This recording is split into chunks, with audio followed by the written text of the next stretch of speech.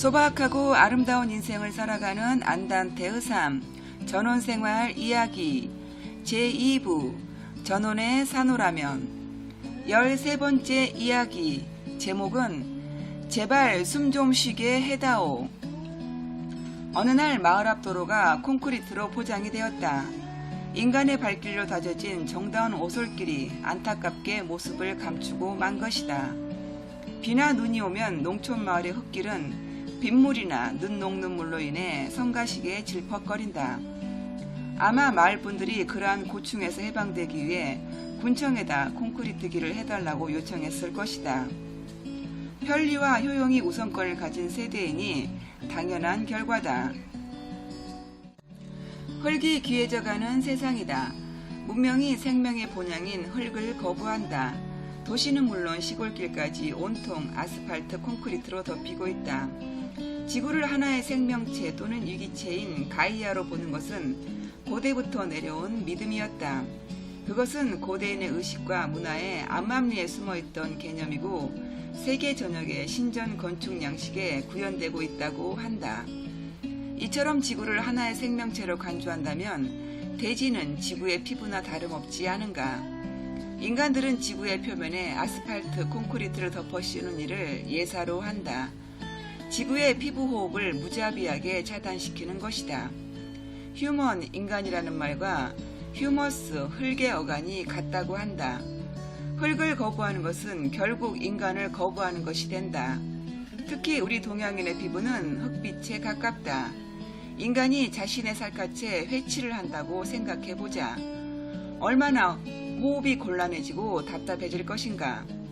나의 경우는 손톱에 매니큐어만 발라도 답답하다.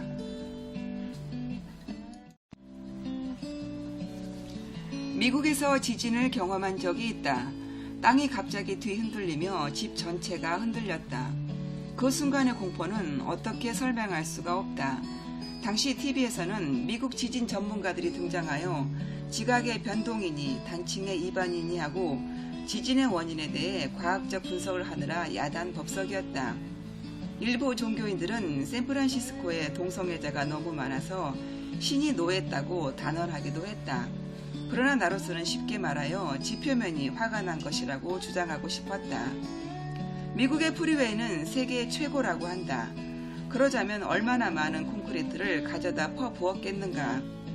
콘크리트의 중압에 더 이상 견디지 못한 흙이 분노를 폭발시킨 것이라고 생각했다. 나도 제발 숨 좀 쉬자고.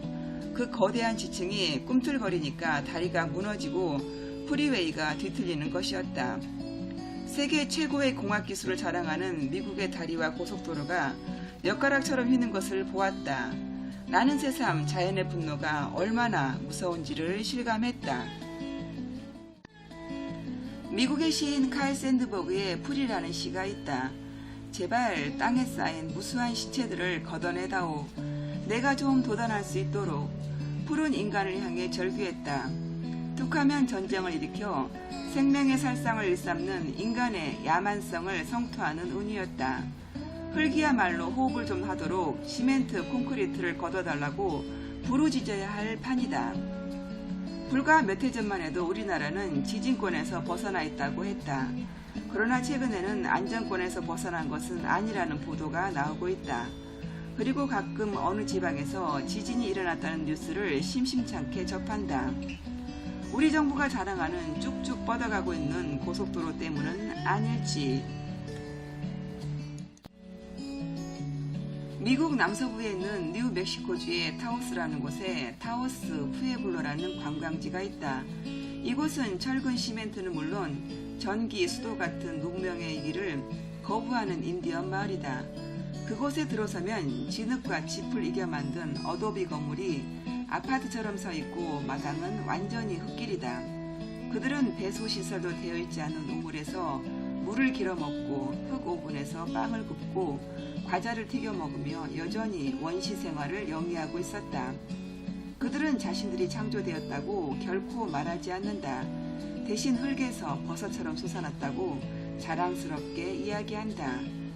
비가 와서 진흙이 신발에 묻어 지붕거리지만 그들은 문명을 단호히 거부하는 삶을 택한 것이다. 그들은 과학 문명으로 인한 물질 문명이 결국 백인들을 병들게 할 것이라는 예언자적 시각으로 세상을 바라보고 있었다. 인간이 자연을 파괴하는 보응을 반드시 받으리라는 신앙을 굳게 지키고 있는 것이다. 인디언들에게는 돼지가 바로 어머니의 품이었다. 그들로서는 어머니의 품에 콘크리트 더미를 퍼붓는다는 것은 생각만 해도 끔찍한 일이 아니겠는가. 그들이 극단으로 치닫는지는 모르겠으나 적어도 우리도 흙에 대한 인식 전환을 해야 한다고 생각된다. 토양의 리사이클링은 1000년이 걸린다고 한다. 두께 30cm의 토양이 교체되는데 1000년이나 되는 세월이 필요하다는 것이다. 그렇듯 소중한 흙 알갱이를 무자비하게 덮어버리는 일을 하면서도 전혀 무감각한 우리들이 언젠가 그 대가를 치를 것을 생각하면 오싹해진다. 내 마당에 남아 시멘트 콘크리트 바닥을 사절해야겠다. 인간의 발길로 혹은 동물들의 발길로 다져진 흙길이 남아있는 시골길과 마당이 그립지 않은가. 흙더미에서 파릇파릇 식물이 돋아나는 건 기적이며 환상이다. 그러나 비만 오면 진흙구덩이가 되어 질퍽거리는 우리 집 마당과 흙투성이가 되는 신발을 내려다보면서 콘크리트 바닥을 슬쩍 그려보곤 한다.